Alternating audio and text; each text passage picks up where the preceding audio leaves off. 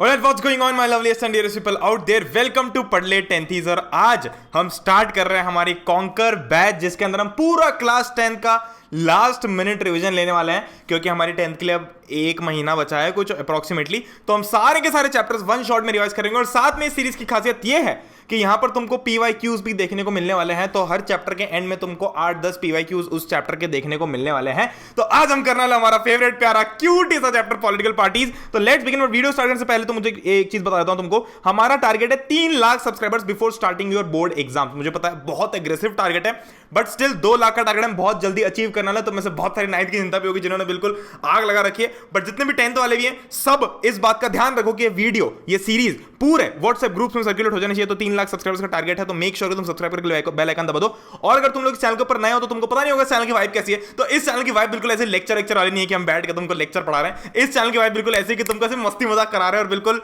भावनात्मक तरीके से तुम्हारी बिल्कुल मजे आ रहे हैं तुमको पूरी तरीके से, और उसका बाय प्रोडक्ट है कि तुम्हारी पढ़ाई भी हो रही है। अच्छा, ये जो सीरीज है, जैसे हमने ट्रायम्फ बैच की थी 9 के साथ में, सिमिलरली हम कॉन्कर बैच कर रहे हैं क्लास 10 के साथ में। ये अवेलेबल, ये जितने भी लेक्चर्स है ये सेम एग्जैक्ट टाइम पर तुमको यूट्यूब के साथ साथ एक और जगह अवेलेबल होंगे, जो कि है डाउटनट की ऐप। तो मेक श्योर कि तुम डिस्क्रिप्शन में जो लिंक है उस पर क्लिक करके ऐप को इंस्टॉल करके इस कोर्स के अंदर या फिर इस बैच के अंदर एनरोल हो जाओ। ये टोटली फ्री है। अब तुम बोलोगे कि भैया यूट्यूब पे तो देख रहे हैं, मतलब यूट्यूब पे तो ऑलरेडी हम देख ही रहे हैं, तो इसको वहां जाके क्यों देखें? तो वहां जाके देखने के कुछ बहुत सारे फायदे हैं। पहली बात तो तुमको वहां पर लेक्चर की स्लाइड्स मिलेगी, मतलब जिस स्लाइड्स में पढ़ा रहा हूं मिलेगा। दूसरा, तुमको चैप्टर की टेस्ट मिलेगी। तो तुम्हारी बोर्ड एग्जाम्स के लिए चैप्टर टेस्ट बहुत इंपॉर्टेंट है, और ये बहुत ही रेवोल्यूशनरी चीज है कि तुमको फ्री में देखने को मिल रही है सारी चीजें। तुमको प्रैक्टिस क्वेश्चंस मिलेंगे होमवर्क के, ठीक है, तो ये भी रेगुलर बेसिस मिलेगा। और चौथा है तुमको सबसे इंपॉर्टेंट कि एड फ्री एक्सपीरियंस मिलेगा। यूट्यूब पे एड्स आ सकते हैं, डिस्ट्रैक्शंस आ सकते हैं, ढेर सारे वीडियोस रहते हैं, ऐप के ऊपर कोई एड नहीं आएगा, ठीक है। तो मेक श्योर कि तुम डिस्क्रिप्शन में जो लिंक है उस पर जाके क्लिक करो, और क्लिक करते से ही पहले तो या तो डाउटनट की ऐप इंस्टॉल कर लो और फिर उसमें साइन अप करके फिर यहां पर क्लिक करो, ताकि तुम डायरेक्टली उस कोर्स में जाके एनरोल हो जाओ। तो यूट्यूब के साथ साथ तुम इसे वहां भी देख सकते हो, जहां पर तुम्हें कुछ एक्स्ट्रा एडेड फीचर्स मिलेंगे फॉर एब्सोल्युटली फ्री, ठीक है। Let's begin. भैया पॉलिटिकल पार्टी स्टार्ट करते। देखो ये चैप्टर मुझे बहुत पसंद है वैसे तो, पर हम चूंकि इसको लास्ट मिनट पढ़ रहे हैं तो हम जो चीजें ज्यादा इंपॉर्टेंट है वही करेंगे, ज्यादा भावनाओं में बहेंगे नहीं। तो पॉलिटिकल पार्टीज क्या होता है भाई? देखो सबसे सिंपल सी चीज है, हमने देखा है, हमको सामने दिख जाता है भैया आप है, बीजेपी है, कांग्रेस है, जितनी भी पॉलिटिकल पार्टीज है। पर पॉलिटिकल पार्टीज एक्चुअली होती क्या है? What is a political party? A political party is a group of people who come together to contest elections and hold power in the government। अच्छा, एक चीज तुमको बता दूं, तुम्हें अगर मेरे पढ़ाने की स्टाइल नहीं पता है तो मैं तुमको बता देता हूं कि मैं तुमको जब पढ़ा रहा होता हूं तो मैं तुमको बहुत ही हंसी मजाक करके और बिल्कुल दिल से समझा रहा होता हूं, ठीक है। तो एक चीज इसमें बहुत ध्यान रखने वाली ये है कि तुम जब भी मैं स्लाइड चेंज करूं उसके पहले एक बार पॉज करके उस स्लाइड को रीड कर लो, क्योंकि मैं जो तुमको बोलूंगा तुमको समझ में पक्का आ जाएगा, पर उसको रिप्रेजेंट कैसे करना है, उसकी लैंग्वेज कैसे लिखनी है एग्जाम पेपर के अंदर। अब तुम मेरी भाषा तो लिख के आ नहीं सकते हो, तब तो तुमको पक्का 0 मिल जाएगा, ठीक है। तो अगर तुमको एग्जाम में लिखना है तो बस पॉज करके स्लाइड्स रीड कर लो। मुश्किल से तुम्हें हर स्लाइड के बाद में 5 से 10 सेकंड लगेंगे, पर इन 5 से 10 सेकंड से तुम्हारी प्रिपरेशन 3 से 4 गुना बेहतर हो जाएगी, ट्रस्ट मी ऑन दिस, ठीक है। तो political party is a group of people. मतलब देखो बेसिकली क्या है पॉलिटिकल पार्टी? कुछ नहीं है। अब तुम नॉर्मली पॉलिटिकल, जैसे मान लो बीजेपी को डालो, कांग्रेस को डालो, तो है क्या वो? कुछ ऐसा तो है नहीं कि कोई बिल्डिंग है, ठीक है। What is it? It is a group of people who come together. मतलब जितने एक बड़ा ग्रुप आया, साथ में आया, और वो साथ में इलेक्शंस के अंदर लड़ रहे हैं, ठीक है। जैसे बीजेपी हो गई, तो बीजेपी क्या है? कोई बिल्डिंग का नाम तो है नहीं। बीजेपी हो गई कि एक ग्रुप ऑफ पीपल हो गया जो साथ में आए और इलेक्शंस में खड़े हुए। कांग्रेस भी सिमिलरली सेम हो गई, आप भी सिमिलरली से, तो ये सारी चीजें जो क्या हो गई? पॉलिटिकल पार्टी हो गई। तो पॉलिटिकल पार्टी सिर्फ एक ग्रुप ऑफ पीपल होता है। It is the most visible institution. देखो फटाफट समझते हैं, विजिबल इंस्टीट्यूशन मतलब कि डेमोक्रेसी के अंदर सबसे ज्यादा दिखने वाली चीज एक पॉलिटिकल पार्टी होती है। फॉर एग्जाम्पल, अगर तुम किसी गांव में चले जाओ, ठीक है, अब गांव के इंसान को नहीं पता होगा कि कॉन्स्टिट्यूशन क्या होता है, प्रीएम्बल क्या होता है, लॉज क्या होते हैं, ठीक है, सुप्रीम कोर्ट ऑर्डर्स क्या होते हैं, कुछ नहीं पता होगा। पर अगर तुम पूछोगे भैया कांग्रेस, हाँ पता है, भैया बीजेपी, अरे हाँ पता है, भैया आम आदमी पार्टी, अरे हाँ पता है। मतलब कहने का मतलब कि हर इंसान को, इस देश के ऑलमोस्ट हर इंसान को, भले ये पता ना हो कि कॉन्स्टिट्यूशन क्या होता है, भले ये पता ना हो कि देश में क्या होता है क्या नहीं होता है, रूल्स रेगुलेशंस, आईएएस करेक्टर सब क्या है, पर यह जरूर पता होता है कि भैया पॉलिटिकल पार्टी क्या होती है, क्योंकि ये सबसे ज्यादा विजिबल इंस्टीट्यूशन है। इतनी एडवर्टाइजिंग होती है सब जगह, इतनी स्पीचेस होती हैं, न्यूज में दिन भर ही चल रहा होता है, तो इसलिए सबसे ज्यादा विजिबल चीज होती है, ठीक है। कंपोनेंट्स ऑफ पॉलिटिकल, जैसे एक फोन है, तो मान लो कि इसे फोन हो गया, फोन के कंपोनेंट्स क्या क्या हो गया? कैमरा हो गया, प्रोसेसर हो गया, स्टोरेज हो गई, बैटरी हो गई। तो वैसे एक पॉलिटिकल पार्टीज के भी अलग अलग कंपोनेंट्स होंगे। क्या क्या कंपोनेंट्स? मतलब किन चीजों से मिलकर एक पॉलिटिकल पार्टी बनती है? सबसे पहला द लीडर, जो लोग लीड कर रहे हैं पार्टी को, जो अप फ्रंट फेस दिख रहे हैं, जो लोगों को जो चेहरे दिख रहे हैं सामने कि अच्छा इस पार्टी से ये लोग लड़ रहे हैं, तो उनको हम बोलते हैं लीडर्स। दूसरा होगा द एक्टिव मेंबर्स। अब देखो फोन के अंदर ऐसी बहुत सारी चीजें जो कि हमको दिखती नहीं है बट काम कर रही होती है, ठीक है। एक्टिव मेंबर्स मतलब जो कि हमको सामने दिख नहीं रहे हैं लोग काम करते हो, बट ये बैकएंड पूरी टीम संभाल रहे हैं। तो तुमको मान लो कि अगर 10 लीडर दिख रहे तो इसका मतलब उनके पीछे 100 लोगों की टीम काम कर रही होगी। तो वो सब एक्टिव मेंबर्स हो गए, जो भी लोग पॉलिटिकल पार्टी के अंदर एक्टिवली काम कर रहे हैं, अपना योगदान दे रहे हैं। तीसरे हो गए फॉलोअर, जो कि लोग जो उनको फॉलो करते हैं, जैसे कि कोई एप्पल फैन हो गया, सैमसंग फैन हो गया, वैसे अलग अलग पॉलिटिकल पार्टी को फॉलो कर रहा है, जैसे कि कोई बीजेपी को फॉलो कर रहा है, कोई कांग्रेस को फॉलो कर रहा है, कोई आपको फॉलो कर रहा है, इस टाइप से। ठीक है, तो ये 3 मेजर इंपॉर्टेंट कंपोनेंट्स होते हैं। फंक्शन का तो भैया पॉलिटिकल पार्टी का फंक्शन क्या, तो सबसे पहली चीज तो सबसे बेसिक फंक्शन देखो यार भाई, इतनी आसान भाषा में लिखा हुआ है सब कुछ कि तुमको कुछ नहीं करना, इसके बाद बस एक बार आंसर रीड कर लेना, तुम्हारा काम बिल्कुल खतरनाक तरीके से सही हो जाएगा, कुछ करने की जरूरत नहीं पड़ेगी। आंसर एक बार रीड जरूर कर लेना और स्लाइड रीड कर लेना। सबसे पहला फंक्शन सबसे सिंपल, कंटेस्ट इलेक्शन में पार्ट लेना। ठीक है, दूसरा play a decisive role in making laws. भाई डिसाइसिव, अब जैसे मान ली कि मैं इलेक्शन जीत गया और मैं पावर में आ गया, तो मैं कुछ डिसीजन ले सकता हूं, I can make decisive laws या डिसाइसिव, मैं डिसीजन ले सकता हूं। तो डिसाइसिव का मतलब वही है। ठीक है, तीसरा put forward different policies and programmes, मतलब कि मैं देश की प्रगति के लिए बहुत सारी पॉलिसीज प्रोग्राम्स ला सकता हूं, तो ये भी मेरा एक बहुत इंपॉर्टेंट टास्क है एज अ पॉलिटिकल पार्टी। चौथा provide access to government schemes and policies, मतलब कि लोगों तक ये गवर्नमेंट की स्कीम्स कौन पहुंचाएगा, पॉलिटिकल पार्टी पहुंचाएगी। मान लो कि गवर्नमेंट की कोई स्कीम होगी रोड बनाने की या सड़क योजना होगी, तो सड़क योजना लोगों तक कैसे जाएगी, पॉलिटिकल पार्टीज के जितने भी मेंबर्स हैं उनके थ्रू कहीं ना कहीं जाएगी, है कि नहीं। तो ये मेनली 4-5 फंक्शन होते हैं पॉलिटिकल पार्टीज के। ठीक है, फिर उसके बाद देखो तो पार्टीज शेप पब्लिक ओपिनियन, बहुत इंपॉर्टेंट चीज है। मतलब इसके ऊपर मैं 1 घंटा पे डिबेट कर सकता हूं, 1 घंटा बात कर सकता हूं, पर अगर तुमको ओवरऑल बताऊं, पार्टीज शेप पब्लिक ओपिनियन का मतलब यह है कि पॉलिटिकल पार्टीज लोगों के ओपिनियन, लोगों की चॉइसेस को कंट्रोल करते हैं। ठीक है, मतलब दे शेप पब्लिक ओपिनियन, मतलब कि लोगों का ओपिनियन क्या है उसको वो कंट्रोल कर रहे हैं। वो ओपिनियन सुन नहीं रहे हैं, वो कंट्रोल कर रहे हैं। ठीक है, तुम्हारे ओपिनियन पे तुम किसी और के बारे में क्या सोचते हो वो कंट्रोल करती है एक पॉलिटिकल पार्टी। इतनी ज्यादा पावर होती है उसके पास में। ठीक है, हालांकि हम ज्यादा बातें कर नहीं सकते यूट्यूब पे ओपनली, बट स्टिल ठीक है, तुम लोग जितना समझ पा रहे हो उतना समझ सकते हो। दूसरा, political parties form and run the government. तो पार्टीज क्या करती है, they form the government. Obviously बात है, जो भी पार्टी जो जीती वो वही गवर्नमेंट बनेगी एट देन, तो ये भी एक रोल हो गया उसका। Losing party plays the role of opposition, तो जो पार्टी हार गई that party plays the role of opposition, मतलब कि विरोध का काम करेगी। मतलब कि कोई भी पॉलिटिकल पार्टी, मान लो कि मेरी पार्टी आ गई पावर में, अब मेरे ऊपर कोई सवाल उठाने वाला है नहीं, तो मेरी जो मन में आएगा मैं वो करूंगा, मनमानी करने लग जाऊंगा, ये ऐसा नहीं है वैसा कर लो। पर अगर सामने कोई पॉलिटिकल पार्टी जो कि क्वेश्चन कर रही हो, कह रहे बेटा ये क्यों किया, ये क्यों किया, ये क्यों कर रहा है, ये क्या कर रहा है, ये क्या कर रहा है, तो कॉन्स्टेंटली कुछ करना कुछ क्वेश्चन रहेगा, तो मैं आंसरेबल भी रहूंगा। तो मैं अपने डिसीजन को उस हिसाब से लूंगा कि भैया मैं फालतू कुछ भी अपने मन से नहीं ले सकता। ठीक है, तो ये भी बहुत इंपॉर्टेंट चीज है। नेसेसिटीज ऑफ पॉलिटिकल पार्टीज, भाई नेसेसिटी क्या है। अब देखो, खाना खाने की क्या जरूरत है, अब ये सिर्फ हम तब समझा सकते हैं जब हम एक टाइम के लिए सोचे कि अच्छा अगर हम खाना नहीं खाएं तो क्या होगा। तो सिमिलरली हम यहां पर ये चीज देखते हैं कि अगर पॉलिटिकल पार्टी नहीं होती तो क्या होता। सबसे पहली चीज, every candidate in the elections will be independent. मतलब कि आज क्या हो रहा है कि 1000 लोगों के ग्रुप ने मिलकर एक पार्टी बनाई, दूसरे 1000 लोगों के ग्रुप ने मिलकर एक पार्टी बनाई, ऐसे करके टोटल 10 पार्टी इलेक्शन में खड़े हो गए। तो हमको एज वोटर्स उन 10 में से कोई एक पार्टी को इलेक्ट करना है। कंसिडर सिनेरियो जहां पर पॉलिटिकल पार्टीज नहीं है, तो उस केस में वो 1000 लोग साथ में खड़े होंगे, तो 10 पार्टीज के 10,000 लोग खड़े हो गए। अब 10,000 में से मैं किसको वोट देने दूं, मतलब कि अगर मान लो मैं पूरी जनसंख्या की बात करूं तो 130 करोड़ लोगों में से 1 लाख लोग रिप्रेजेंट करने के लिए खड़े हो गए। तो अब मैं किसको वोट दूं किसको नहीं दूं, वो 1 लाख लोगों का पर्चा बना के तो बैठ नहीं सकता कि अच्छा इसका नाम ये है, ये ऐसा काम करता है, ये ऐसा काम करता है, ये इतना खराब है, ये इतना अच्छा है। इतनी फुर्सत तो रहेगी नहीं, तो कितना कंफ्यूजिंग हो जाएगा जब एक एक कैंडिडेट खड़ा हो जाएगा। तो इसलिए पॉलिटिकल पार्टी की जरूरत पड़ती है ताकि एज अ होल हम उसको वोट कर पाए। दूसरा, नो यूनिफॉर्म डिसीजन। क्यों नहीं होगा, क्योंकि भाई जब 1000, अभी मान लो कि 2 पॉलिटिकल पार्टीज है, एक पार्टी रूलिंग है और एक ओपोजिशन। मान लो कि ये जो वॉल है इसको ब्लू कलर का पेंट करना है, मतलब इसको पेंट करना है ना, मान लो कि इस वॉल को पेंट करना है। अब सिर्फ 2 लोग हैं सोचने वाले कि इसको क्या पेंट करना है, तो एक ने बोल दिया ब्लू, एक ने बोल दिया ग्रीन। तो ब्लू या ग्रीन में से हमको कोई एक चूज करना है, जो भी लड़ झगड़ के बताएगा कि ब्लू करना है कि ग्रीन करना है। मान लो इस रूम के अंदर मैंने 1000 लोग खड़े कर दिए कि तुम अपनी अपनी चॉइसेस बताओ, तो 1000 अलग अलग चॉइस। कोई बोल देगा इसको मेजेंटा पेंट कर दो, कोई बोलेगा नहीं इसको लेवेंडर पिंक पेंट कर दो, कोई बोलेगा नहीं इसको carbon steel fibre grey paint कर दो। तो दिमाग खराब नहीं हो जाएगा हमारा? तो 1000 लोगों के, लाखों लोगों की अलग अलग बातें तो सुन नहीं सकते हम। तो इसके लिए पॉलिटिकल पार्टीज इंपॉर्टेंट है, क्योंकि एक ग्रुप बन जाता है ना।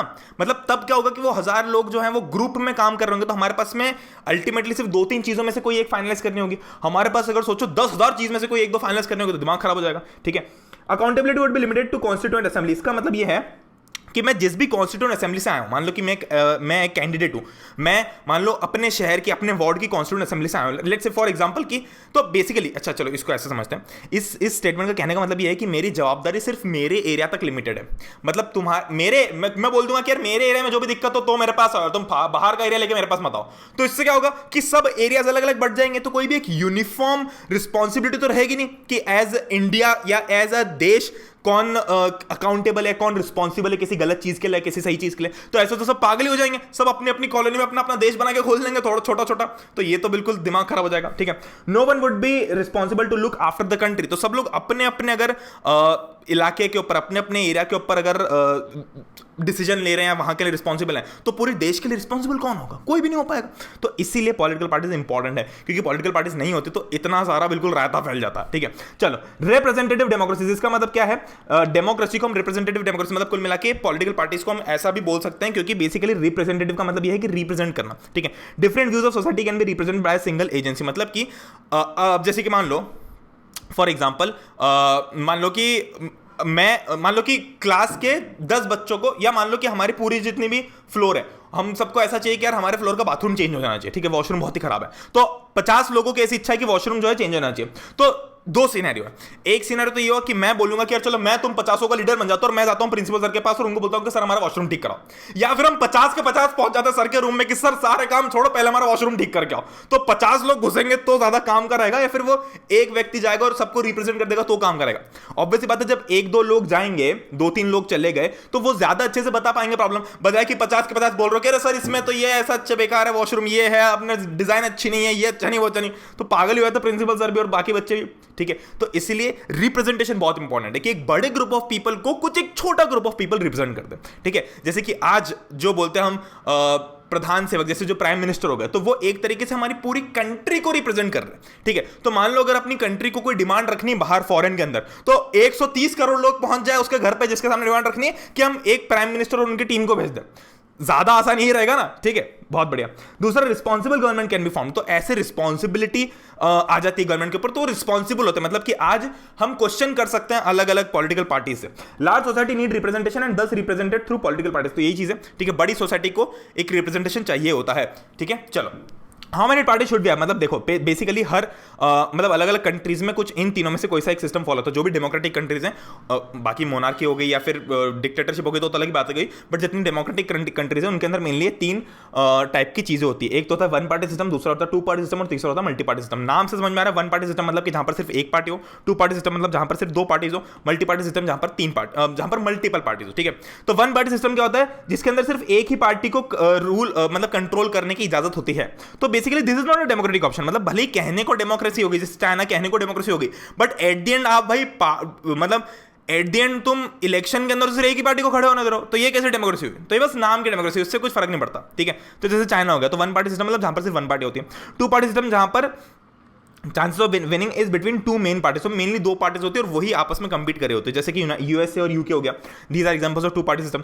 मल्टी पार्टी सिस्टम जिसमें मोर देन 2 पार्टीज कंपीट होते हैं, ढेर सारी पार्टी, जैसे इंडिया में हर शहर में अपनी एक पार्टी बनी हुई है, तो पार्टियां ही पार्टियां में बहुत पार्टी चल रही है, ठीक है, दिन रात पार्टी चल रही है। Okay, coalition government is observe. Coalition government मतलब कि मान लो कोई भी एक गवर्नमेंट, मान लो कोई भी एक पॉलिटिकल पार्टी अगर बहुमत में नहीं आती है, मतलब पूरी तरीके से मेजोरिटी में नहीं आती है, तो एक कोलिशन गवर्नमेंट फॉर्म हो जाती है कि यार देखो यार तुमसे अकेले तो हो नहीं पाएगा, तो हम भी आए थे तुम्हारे साथ में, ठीक है। तो ऐसे मिला के गवर्नमेंट फॉर्म कर लेते हैं, कोलिशन संगठन की सरकार, ठीक है। इंडिया जैसे यहाँ पर बीजेपी होगी, कांग्रेस होगी, आप हो गई, टीएमसी होगी, तो ये अलग मल्टी पार्टी।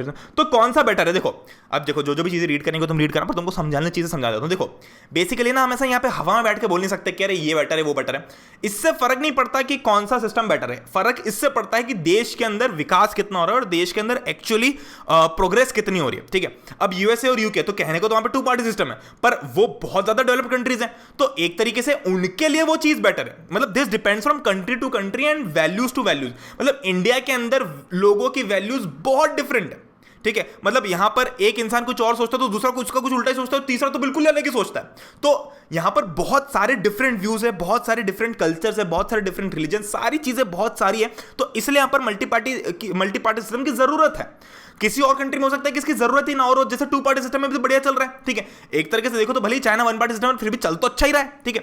तो ऑल दिस डिपेंड्स ऑन कि एक्चुअली काम अच्छा हो रहा है कि नहीं हो रहा है, इससे फर्क नहीं पड़ता कौन सा पार्टी का सिस्टम है और उस कंट्री को पर्टिकुलरली किसकी जरूरत है। तो हम ऐसा जज नहीं कर सकते ये बेटर है वो बेटर है, ये बेटर है वो बेटर है। पर हाँ ये चीज है कि इतना हम जरूर कह सकते हैं कि depends from country to country, ठीक है। चलो बहुत ही बढ़िया, आगे बढ़ते हैं जीवन के अंदर, ठीक है। नेशनल पार्टीज, अब देखो आ जाते हैं 2 टाइप की पार्टीज के ऊपर, जो कि नेशनल पार्टीज और हमारे एक नेशनल पार्टीज हो गई और एक होगी स्टेट पार्टी। तो नेशनल पार्टीज क्या होती है?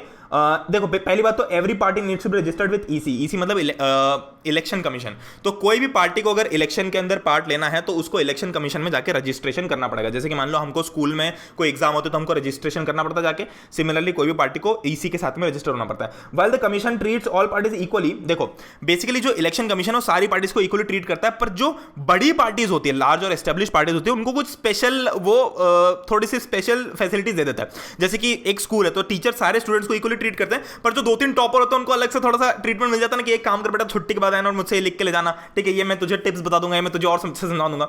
तो वैसे इलेक्शन कमीशन भी करता है कि जो बड़ी पार्टीज है, जो एस्टेब्लिश पार्टीज है, उनको थोड़े अलग स्पेशल फैसिलिटीज मिल जाती है, जैसे कि यूनिक सिंबल मिलता है इन बड़ी पार्टीज को, ठीक है। These parties are called recognised political parties. तो जो भी ऐसी बड़ी पार्टीज, एस्टेब्लिश पार्टीज है जिनको इलेक्शन कमीशन कुछ एक्स्ट्रा फैसिलिटीज देता है, ऐसी पार्टीज को हम रिकॉग्नाइज्ड पॉलिटिकल पार्टीज बोलते हैं, जिनको हम रिकॉग्नाइज कर चुके हैं, ठीक है। तो क्राइटेरिया क्या हो, मतलब कि वो जो 2-3 बच्चे थे जिनको टीचर बाद में समझा देते हैं, वो 2-3 बच्चे के अंदर आने का क्राइटेरिया क्या है, मतलब कि मैं वो बच्चा बन जाऊं तो मुझे क्या, मतलब मान लो मुझे वो बच्चा बनना है, ठीक है, वो अच्छा बच्चा बनना है जिसको मैडम अपने पास रखे या फिर जो जिसको सर अपने अच्छे से समझाएं, ठीक है, या बाद में भी सपोर्ट करें। तो वो अच्छा बच्चा बनने के लिए क्या क्राइटेरिया हो सकता है कि मुझे सारे सब्जेक्ट में 90% लाना है, मुझे स्पोर्ट्स में अच्छा होना है, मुझे पब्लिक स्पीकिंग में अच्छा होना है। तो सिमिलरली कुछ ना कुछ क्राइटेरिया रिकॉग्नाइज्ड पॉलिटिकल पार्टीज का भी होगा। तो मेनली 2 क्राइटेरिया है, ठीक है। क्या क्या क्राइटेरिया है? पहले क्राइटेरिया में इन दोनों में से कोई भी एक चीज होनी चाहिए, और दूसरा क्राइटेरिया तो मैंडेटरी है ही है, मतलब कि ये तो पक्का ही होना चाहिए, मतलब कि देखो या तो ये और ये, बेसिकली ये दोनों चीजें 1 और 2, ये दोनों चीजें तो कंपलसरीली होनी चाहिए, ठीक है। मतलब कि win at least 4 seats in Lok Sabha, ये तो कंपलसरीली चाहिए। अगर 4 सीट से कम जीती लोकसभा के अंदर तो रिकॉग्नाइज पॉलिटिकल पार्टी नहीं है। और जो दूसरा क्राइटेरिया है उसके अंदर 2 ऑप्शन, मतलब इन दोनों में से कोई भी एक चीज हो तो भी चलेगा। जैसे कि 6% वोट्स इन लोकसभा इलेक्शन, तो या तो पूरे लोकसभा इलेक्शन में आपके 6% वोट हो, या फिर 6% votes in assembly election in 4 states, या फिर 4 स्टेट्स के असेंबली इलेक्शन में आपके 6% मिनिमम वोट्स हो, ठीक है। तो ये और ये क्राइटेरिया हो तो भी काम हो जाएगा, तो भी आप रिकॉग्नाइज कहलाओगे। ये और ये हो तो भी कहलाएगा, ठीक है। और ये हो तो भी ये तो होना ही चाहिए, मतलब ये तो कंपलसरी है, ठीक है। बहुत ही बढ़िया। तो अब हम देखते हैं कुछ national parties of India. There are mainly 7 national parties. देखो तुम्हारी बुक के अंदर काफी सारा अपडेशन नहीं होगा, अब तो बहुत सारी पार्टीज आ चुके हैं, तो वो अलग बात है, बट अभी जो भी हमारे पास बुक में है उसके आसपास हम थोड़ा सा देख लेते, बाकी तुम बुक में भी एक बार रीड कर लेना, ठीक है। जैसे बहुत सारी पार्टीज है, फटाफट देख लेते हैं। अब देखो यहां से जो भी पोर्शन है आने वाला चैप्टर के अंदर, ये मेनली रीड करके याद करने वाला है। यहां पर देखो मैं तुमको समझा दूंगा, पर बेसिकली तुमको याद, जैसे कि डेट्स हो गई, लीडर का नाम हो गया, तो तुमको खुद को याद करना पड़ेगा। इसको हम समझा नहीं सकते, ये तो याद करने वाली चीज हो गई, ठीक है। ये तो तुम भी मानते हो कि भैया ये तो याद ही करना पड़ेगा। अब इस व्यक्ति का नाम गट्टू है, तो तुमको याद करना, तुम समझ नहीं सकते किसका नाम गट्टू क्यों है, ठीक है। तो वैसे तुमको यहां पर से आने वाली चीजें याद करनी पड़ेगी। अच्छा एक चीज बताता हूं, इसको याद करने का फंडा यह है कि 1-2 पेपर लो, ठीक है। जितनी भी तुम्हारी एनसीईआरटी के अंदर पॉलिटिकल पार्टीज दे रखी है, सारी पॉलिटिकल पार्टी से नाम लिखो। मैं तुमको बताता हूं कि मेन क्या क्या चीज है। पॉलिटिकल पार्टी का नाम, उसके लीडर का नाम, वो कब फॉर्म हुई थी, कब रिकॉग्नाइज हुई थी, और उनकी क्या क्या वैल्यूज है। बस ये 4-5 चीजें लिख लो। जितनी भी 7-8-10 पॉलिटिकल पार्टीज हैं, तुम इनकी ये चीजें लिख लोगे 1-2 पेपर के ऊपर, और उनको 1-2 बार रीड कर लोगे तो तुम्हारा काम हो जाएगा। मुश्किल से 10-15 मिनट का काम है, पर ये कर लो तो तुम्हारा काम बहुत आसान हो जाएगा, ठीक है। तो चलो मैं तुमको फिर भी बता देता हूं एक बार। तो all India Trinamool Congress AITC launched in January 1998 under the leadership of Mamata Banerjee, ठीक है। इसको रिकॉग्नाइज कब किया गया इस पार्टी को? 2016 में। और ये बंगाल के अंदर 2011 से पार में है, and it is the 4th largest party इन लोकसभा। तो ये जो स्टैटिस्टिक्स है, ये जो नंबर्स है, तो तुमको याद करने पड़ेंगे कंटिन्यूसली, तो तुम पॉज करके रीड भी कर सकते हो। फटाफट आगे बढ़ता है। तो ऐसी चीजों पे जिन पे मैं समझा ही नहीं सकता हूं, उस पे हम ज्यादा टाइम नहीं लगाएंगे। बहुजन समाज पार्टी BSP 1984 में फॉर्म हुई थी। लीडरशिप किसकी थी? कांशीराम की, ठीक है। इसका वो क्या है, इसका मोटिव, तो हर पार्टी का तुमको एक मोटिव मिलेगा, फिर एक वैल्यू मिलेगी, फिर एक मान्यता मिलेगी, तो वो भी तुमको उस पेपर के अंदर लिख लेनी है। Seeks to represent and secure powers for Bahujan Samaj, फिर इंक्लूड्स दलित, आदिवासी और ओबीसी। तो इनका मेन जो टारगेट था, मेन जो एम था, वो ये था। इसका जो इस पार्टी का मेन बेस यूपी के अंदर है। फिर है बीजेपी, 1980 में फॉर्म हुई थी बाय रिवाइविंग भारतीय जनसंघ। तो भारतीय जनसंघ को वापस से रिवाइव किया गया था और ये नाम दिया गया था भारतीय जनता पार्टी। इसका क्या एम है? इस पार्टी का एम है कि wants to build a strong and modern India, और कल्चर, जो पुराने कल्चर्स हैं उनको भी साथ में लेके चले, ठीक है। इसका सपोर्ट बेस 1990s के बाद से धीरे धीरे बढ़ने लग गया, ठीक है। 1998 में पावर में आई as the leader of NDA, और 2014 में emerge as the largest party of India and one of the largest parties of the entire world, ठीक है। Communist party of India CPI 1925 में बनी। इनका क्या मोटिव है, इनका क्या मान्यता है, या इनकी क्या आइडियोलॉजी है? इनकी आइडियोलॉजी है कि this believes in Marxism, Leninism, secularism and democracy, ठीक है। Enjoy strong support in waste Bengal, Kerala and Tripura. अब सीपीआई से रिलेटेड एक और पार्टी है जिसको हम बोलते हैं सीपीआईएम, यानी कि communist party of India, M for Marxist, ठीक है। तो ये 1964 में फॉर्म हुई, ठीक है, इसके कुछ साल बाद। और इसमें क्या है, this believes in Marxism Leninism, same चीज है। Support socialism, secularism and democracy, ठीक है। तो सोशलिज्म, सेक्युलरिज्म एंड डेमोक्रेसी, इन तीन चीजों को प्रमोट करता है। सेक्युलरिज्म मतलब कि सारे रिलीजन्स को इक्वली ट्रीट करना। Opposes imperialism and communalism. Imperialism मतलब कि जैसे ब्रिटिश हमारे ऊपर रूल करके गए, तो कोई भी एक बड़ी कंट्री, बड़ी पावर किसी छोटी पावर या छोटी कंट्री के ऊपर रूल करती है तो उसको हम इंपीरियलिज्म बोलते हैं। तो ये पार्टी इसका सख्त खिलाफ है। दूसरा कम्युनलिज्म के खिलाफ है। कम्युनलिज्म मतलब कि लोगों को अलग अलग कम्युनिटीज में डिवाइड करके भड़काना और लड़वाना, ठीक है, रिलीजन के बेसिस पे, किसी कास्ट के बेसिस पे, तो उसको हम कम्युनलिज्म बोलते हैं। तो इस चीज के भी अगेंस्ट है, मतलब कि ये मानती है कि सबको एक साथ लेके चलना चाहिए, कभी भी हमको कम्युनल डिवाइड नहीं करना चाहिए, ठीक है। Enjoy strong support in waste Bengal, Kerala and Tripura, has been in power in waste Bengal without a break for 34 years. 34 सालों से party without a break power में रही है। Indian National Congress, INC, one of the oldest parties है। ऑब्वियसली बात है 1885 में फॉर्म हुई थी। तो बेसिकली आईएनसी का मेन रोल था देश को आजाद करवाना, ठीक है। उस टाइम पे ऐसा नहीं था शायद कि ये पार्टी ही रूल करेगी, बट देश को आजाद करवाने के बाद में भी ऐसी कोई स्ट्रॉन्ग पार्टी थी नहीं, तो इसलिए इंडियन नेशनल कांग्रेस उस टाइम पे one of the strongest party थी, सबसे स्ट्रॉन्गेस्ट पार्टी थी। तो इसलिए इन्होंने ही फिर आगे कई डेकेड्स तक रूल किया इंडिया के ऊपर। Played a dominant role in Indian politics, ठीक है। Ruling party at the centre till 1977 and then from 1980 to 89, मतलब 1977 के बाद में सिर्फ 3 साल का ब्रेक हुआ, फिर बाद में और आगे तक भी ये चली, ठीक है। लार्जेस्ट पार्टी इन 2004 लोकसभा इलेक्शंस, और इनफैक्ट 2014 तक भी जब बीजेपी आई उसके पहले भी कांग्रेस ही थी, ठीक है, पार में। नेशनलिस्ट कांग्रेस पार्टी, एनसीपी, तो एनसीपी क्या है, 1999 में बनी। ये जो कांग्रेस पार्टी हमारी, इसकी एक छोटी सी टुकड़ी, इसमें से कुछ लोग बाहर निकल गए और उन्होंने अपनी एक अलग पार्टी बना ली, मतलब इसकी एक छोटी सी टुकड़ी है। तो following split in Congress party, promotes democracy and Gandhian secularism. तो गांधी जी की जो वैल्यूज थी, इनको ये थोड़ा ज्यादा आइडियोलॉजी की तरह लेते हैं। Part of UPA since 2004। अच्छा, 2 वर्ड्स हैं, यूपीए एंड एनडीए। तो तुम इन दोनों का फुल फॉर्म मुझे बताओ, और इन 2 कैटेगरीज के अंदर मेनली कौन कौन सी, मतलब इन 2 हेड्स के अंदर कौन कौन सी पार्टीज आती है, वो भी नीचे कमेंट्स के अंदर मुझे बताओ। स्टेट पार्टीज, तो state parties are also known as regional party, जो कि एक पर्टिकुलर रीजन में काम करती है। Regional parties play a very important role in national politics. तो जो भी रीजनल पार्टीज है वो नेशनल पॉलिटिक्स में भी बहुत इंपॉर्टेंट रोल प्ले करती है। तो ऐसा नहीं कि सिर्फ स्टेट के स्टेट में इंपॉर्टेंट रोल प्ले कर रही है, बट वो पूरे के पूरे नेशनल इलेक्शन में, नेशनल पॉलिटिक्स में भी बहुत इंपॉर्टेंट रोल प्ले करती है। जब भी कोई नेशनल पार्टी खुद से मेजॉरिटी नहीं ले पाता है लोकसभा के अंदर, तो नेशनल पार्टी स्टेट पार्टीज के साथ में अलायंस बनाती है, ठीक है। तो जब भी कोई नेशनल पार्टी खुद से नहीं जा पाता है, तो स्टेट पार्टीज के कुछ जो मान लो कि ज्यादा सीट्स मिल जाती है स्टेट पार्टीज को, उनके साथ में कोalition बना के अपनी सीट्स को बढ़ा लेता है एक तरीके से, ठीक है। वो एक अलग टॉपिक है पढ़ने का, पर तुम ये समझो कि जब भी कोई नेशनल पार्टी मेजॉरिटी में नहीं आ पाते लोकसभा के अंदर, तो नेशनल पार्टीज स्टेट पार्टीज के साथ में अलायंस बना लेती हैं। एग्जांपल समाजवादी पार्टी, राष्ट्रीय जनता दल, ठीक है। एग्जांपल्स तुमको याद करना। अब देखते भैया चैलेंजेस टू पॉलिटिकल पार्टीज। हमको लगता नहीं, कह रहे भैया ये कंपनी कितनी बढ़िया काम कर रही है, इसमें तो कोई दिक्कत ही नहीं है, ये तो बहुत सही काम कर रही है, ठीक है। पर ऐसा नहीं होता एक्चुअली, ठीक है। तो हमेशा हर कंपनी के अंदर, हर जगह, किसी भी फैमिली के अंदर भी बहुत सारी प्रॉब्लम्स होती है, इंटरनल प्रॉब्लम्स। तो अब हम देखते हैं इंटरनली क्या क्या प्रॉब्लम्स है। पहला, lack of internal democracy with the parties, मतलब कि पार्टी के अंदर बहुत पॉलिटिक्स चलता है। मतलब बीजेपी के बीजेपी में, कांग्रेस के कांग्रेस में, किसी एक्स पार्टी के अंदर ही बहुत सारा पॉलिटिक्स चल रहा है, ठीक है। इंटरनली डेमोक्रेसी नहीं है पार्टीज के अंदर, ठीक है। कोई फेवरेटिज्म चल रहा है, मतलब कि पार्टी के कुछ लोग अलग अलग बट गए, मतलब यूनिटी नहीं है एक तरीके से, ठीक है। तो वो हो गया। दूसरा, challenges of dynastic succession. Dynastic succession मतलब कि एक तरीके से तुमने बॉलीवुड के अंदर नेपोटिज्म सुना है, सेम चीज यहां पर है। डायनेस्टिक सक्सेशन मतलब कि मेरा बेटा, चाचा, फूफा, कोई भी हो गया रिलेटिव, मैं उसी को अपनी गद्दी पर बिठा दूं, तो वो डायनेस्टिक सक्सेशन हो गया। जैसे पहले राजा महाराजा का टाइम पे होता था। तो ये भी बहुत इंपॉर्टेंट चीज है। Money and muscle powers are used during election. तुमने देखा होगा कि वोट खरीदे जाते हैं, लोगों को फोर्स करके वोट करवाया जाता है कि अगर हमारी पार्टी को वोट नहीं किया तो हम मारेंगे, या ये पैसे ले लो और वोट कर लो, मतलब वोट खरीदे जाते हैं। तो ये चीज़ है। Parties don't offer meaningful choices. Meaningful choice मतलब कि यार कई बार क्या होता है कि बहुत सारी पार्टीज होगी, बट लोगों को समझ में ही नहीं आता कि किस पार्टी को किस बलबूते पे वोट दे। एक्चुअली लोगों को आज भी इतना नॉलेज नहीं है। मतलब ये थोड़ी बहुत ही दुख की बात है। मतलब तुमको आउट ऑफ द कोर्स बता देता हूं, पर लोगों को एक्चुअली आज भी नहीं पता है कि कौन से पार्टीज की मेनली क्या क्या वैल्यूज हैं, क्या क्या अच्छी बुरी चीजें की है हर पार्टी ने, और उसके बिना वो जाने बिना हम कहीं भी 4-5 लोगों की बातें सुन के डिसीजन ले लेते हैं, ठीक है। अब यार देखो, ये चीजें स्टडी करनी पड़ती है। अब हम नाई की दुकान पर जब बाल कटवा रहे हैं, तो नाई वाला जो हमसे बात करता है उसके बेसिस पे तो डिस्कशन कर नहीं सकते। मेनली डिस्कशन क्या होता है, नाई की दुकान पे होता है, ठीक है, या फिर चाय की टपरी पे होता है कहीं पे। तो वैसे डिस्कशन ठीक है, अपनी जगह सही है, पर एक सीरियस स्टडी भी होना चाहिए किसी पार्टी को वोट करने से पहले। तो वो एक चीज मिसिंग होती है हमारी कंट्री में, बट एनी व्हिच वेज कोई बात नहीं। How can political parties be reformed? ठीक है, तो पहले हम देख लेते हैं कि क्या क्या एफर्ट्स लेकर रिफॉर्म करने के, मतलब कि क्या क्या इंप्रूवमेंट लाने के लिए क्या क्या चीजें की गई। ठीक है, the constitution was amended to prevent elected MLAs and MPs from changing. पहले क्या हो रहा था कि एमएलएज और एमपीज जीतने के बाद में पार्टीज बदल लेते थे। ठीक है, मतलब दूसरी पार्टी में चले जाता था पैसे के लिए या कैसे भी करके, तो उस चीज को कॉन्स्टिट्यूशन में अवॉइड किया गया। ठीक है, दूसरा, सुप्रीम कोर्ट ने एक ऑर्डर पास किया जिसके थ्रू ये जो मनी और मसल पावर है इसका इन्फ्लुएंस कम हो जाए। अभी भी पूरी तरह खत्म नहीं हुआ है बट काफी हद तक कम हो गया है। ठीक है, मतलब हद कम करने के लिए एटलीस्ट ये स्टेप उठाएगा।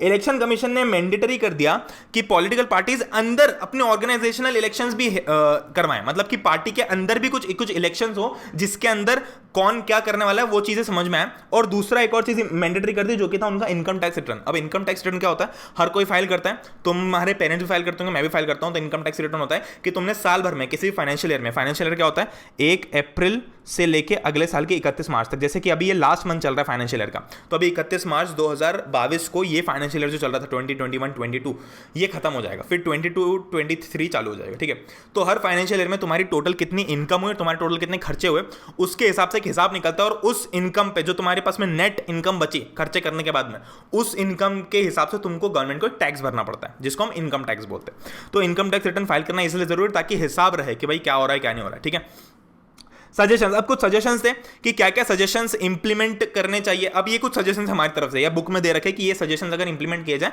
तो चीजें और अच्छी हो जाएगी। पहला कि law should be made to regulate the internal affairs of political parties, मतलब कि पॉलिटिकल पार्टीज के इंटरनल जो भी अफेयर है वो रेगुलेशन में रहे। ठीक है, वो कंट्रोल से बाहर ना जाए, उसके लिए कुछ लॉज बनना जरूरी है। दूसरा, ये बहुत इंपॉर्टेंट है कि हर पॉलिटिकल पार्टीज के अंदर एक minimum number of seats reserved हो फॉर विमेन कैंडिडेट्स। ये सेल्फ एक्सप्लेनेटरी है। ठीक है, विमेन कैंडिडेट्स का रोल होना बहुत जरूरी है किसी भी पॉलिटिकल पार्टी के अंदर। ठीक है, तो ये भी एक बहुत इंपॉर्टेंट चीज है। चलो फटाफट पीवाईक्यूज देख लेते हैं, तो कुछ 8-10 पीवाईक्यूज इनको फटाफट देख लेते हैं, जिसमें भी समझने से बात है वो समझ लेंगे, बाकी मेनली यहां पर अगेन तुमको रीड ही करना है। और साथ में पीवाईक्यूज मैंने लिए हैं पढ़ ले के ही नोट्स से। ठीक है, तो तुमको थोड़ा मोटिवेट करने के लिए कि भाई जाके नोट्स में पीवाईक्यूज भी देख लो, तो वो नोट्स तुमको एज ऑलवेज पढ़ ले की वेबसाइट पर मिल जाएंगे बहुत इजीली। तो पढ़ ले की वेबसाइट पर जाओगे वहां पर तुमको नोट्स देखने को मिल जाएंगे। तो उन नोट्स के अंदर तुम्हारे पास में सबसे पहली चीज तो है कि तुमको बहुत अच्छे से समझा भी रखा है चैप्टर, दूसरा उसके अंदर तुमको पीवाईक्यूज भी हैं। तो उनमें से कुछ पीवाईक्यूज मैंने यहां पर लिए बट काफी सारे पीवाईक्यूज तुमको वहां पर देखने को मिल जाएंगे। ठीक है, why did India adopt multi party system, give reasons. तो इंडिया ने ऐसा क्यों किया, क्योंकि भाई देखो मैंने तुमको अभी बता दिया मल्टी पार्टी सिस्टम इंडिया के अंदर क्यों अडॉप्ट किया गया, क्योंकि इंडिया के बहुत सारे, देखो अब तुम चाहो तो ऐसा आंसर भी लिख सकते हो या जो थोड़ा मन से भी बना के लिख सकते हो इसके आसपास। ठीक है, इंडिया के अंदर बहुत सारे सोशल और ज्योग्राफिकल डाइवर्स डिविजन्स हैं, मतलब सोशली कल्चरली सब लोग बहुत अलग अलग है। ठीक है, मतलब तुम नॉर्थ इंडिया देख लो, महाराष्ट्र साइड देख लो, साउथ इंडिया देख लो, सेंट्रल इंडिया देख लो, हमारा जो नॉर्थ ईस्टर्न है वो देख लो, तो सब जगह लोगों के अलग अलग इंटरेस्ट होते हैं, अलग अलग इच्छाएं होती है। ठीक है, तो वो सारी चीज़ों को केटर करने के लिए मल्टी पार्टी सिस्टम होना जरूरी है। कोई भी एक दो पार्टी मिलकर डिसीजन नहीं ले पाती है, कोई भी एक दो पार्टी जस्टिस नहीं कर पाती, इंसाफ नहीं कर पाती अच्छे से। ठीक है, दूसरा, it is easy to absorb different diversities in a multi party system. ठीक है, मतलब अलग अलग डाइवर्सिटीज को एब्जॉर्ब करना इजी है। मतलब जैसे कि आज किसी स्टेट में कोई दूसरी पार्टी रूल कर रही होगी क्योंकि वो पार्टी उस स्टेट के लोगों को अच्छे से ट्रीट करती है। ठीक है, सिमिलरली दूसरे स्टेट में कोई दूसरी पार्टी रूल कर रही होगी क्योंकि उस स्टेट के लोगों के लिए वो पार्टी अच्छी है। ठीक है, तो ऐसे में जो डाइवर्सिटीज है उनकी अच्छे से रिस्पेक्ट हुई। अब मान लो कि कोई एक पार्टी है, मान लो एक ही पार्टी होती है, दो ही पार्टी होती है, अब वो उन स्टेट्स पे भी रूल कर रहे हो जहां के लोग उस पार्टी को पसंद नहीं करते होते, तो गलत बात हो जाती है। ठीक है, तो ये चीज हो गई। अब देखते हैं what is meant by political party, तो हमने पढ़ लिया कि it is a group of people who come together to contest elections and hold power in the government. ठीक है, फिर इसमें कुछ और पॉइंट्स है। They agree on some policies to promote collective good. इसका मतलब कि वो कुछ पॉलिसीज के ऊपर एग्री करते, सब लोग मिलकर अपनी एक साथ एकता के अंदर, यूनिटी के अंदर किसी चीज पे हाँ या ना करते हैं for the collective good. Collective good का मतलब कि सब लोगों की अच्छाई के लिए, कलेक्शन में अच्छा होना, कलेक्टिव गुड। ठीक है, they seek to implement those policies by winning popular support through elections. Thus political parties tend to fill political offices and exercise political powers. ठीक है, सेल्फ एक्सप्लेनेटरी चीज है। अच्छा, what does universal adult suffrage stand for? Universal adult suffrage stands for right to vote. तो जहां भी तुमको universal adult suffrage लिखा हुआ दिखे उसका मतलब कोई सफरेज, मतलब वो इनिशियली क्या लगता है कि कुछ सफर करना से रिलेटेड होगा, बट ऐसा कुछ भी नहीं है। Universal adult suffrage means right to vote. ठीक है, कि मतलब इसका और अच्छे से बताऊं डेफिनेशन तो ये है कि every citizen above the age of 18 years whether male और female, any caste, creed, religion, doesn't matter, everyone should have the right to vote irrespective of everything. मतलब जो भी 18 साल के ऊपर या मेच्योर डिसीजन लेने वाले हैं वो लोग सब लोगों के लिए राइट टू वोट होना चाहिए इररिस्पेक्टिव ऑफ रिलीजन कास्ट, कि भाई इस रिलीजन के लोगों को वोट करने का अधिकार नहीं है या इस कास्ट के लोगों को अधिकार नहीं है या फिर वुमेन को अधिकार नहीं है, तो ये गलत चीज़ है।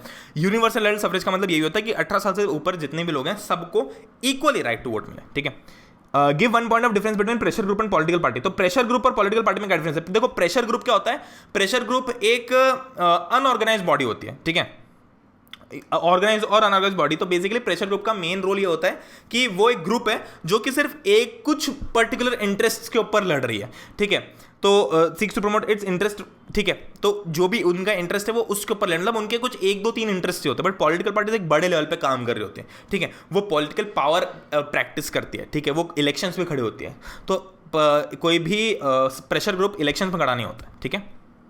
चलो analyse 3 components of political party. 3 components हमने देखे थे। लीडर्स, ठीक है, लीडर्स मतलब कि जो इलेक्शन कंटेस्ट करते हैं और जो एडमिनिस्ट्रेटिव जॉब्स करते हैं, ठीक है। दूसरा एक्टिव मेंबर्स, जो एक्टिवली काम करते हैं, असिस्टेंट हो गए, जो आइडियोलॉजी बनाते हैं वो हो गए। तीसरा फॉलोअर्स, ठीक है, जो फॉलोअर्स पार्टी के फॉलोअर्स मतलब जो उनको फॉलो करते हैं, उनको सपोर्ट करते हैं, ठीक है, हमने देखा था। Words meant by regional political party, state conditions required to be recognised as regional political party. तो अभी हमने नेशनल पॉलिटिकल पार्टी बनने के वो देख लेते हैं, अब हम रीजनल पॉलिटिकल पार्टी बनने के भी कुछ देख लेंगे। Regional political party is a party that is present in only some states, ठीक है, they need not be regional in their ideology, they have state identity as they present only in some states, ठीक है, उनकी state identity ज्यादा है क्योंकि वो सिर्फ कुछ स्टेट्स में लिमिटेड है, ठीक है।